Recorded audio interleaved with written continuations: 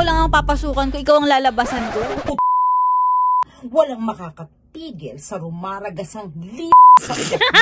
Pagpasok ka ng pasok sa hindi mo pag-aari, nagawa mo na ba yan? Kapag kailangan na talaga. Nagpapaalam ka naman. Depende kung nandun siya. Kasi kung close naman kayo, di ba? O kahit wala namang paapaalam, understandable naman na pwede mo siyang gamitin. Ganon? Oo. Walang pasabi? Bigla ka mo na lang papasukan? Papasukan mo na lang. Minsan, hindi ka prepared, tapos pinasukan mo siya. Minsan, ang haba pa naman ang pinapasok mo. Actually, kapag mahaba din nagkakamali. Pero, ang sarap naman. Kapag correct yung pagkakapasok mo. Lalo na kapag isang beses. Pero alam mo, Rico Panyero, kapag pasok ka ng pasok sa hindi mo pagmamayari, dapat hanggat maaari, iwasan yun. Mali talaga yun.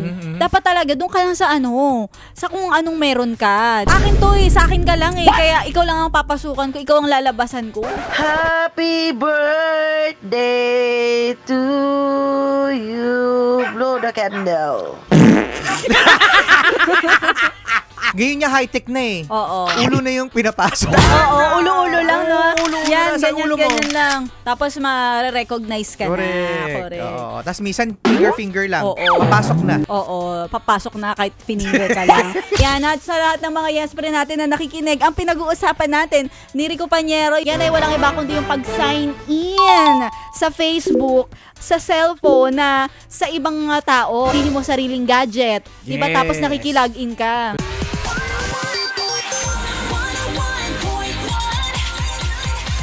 Yes FM. Yes FM.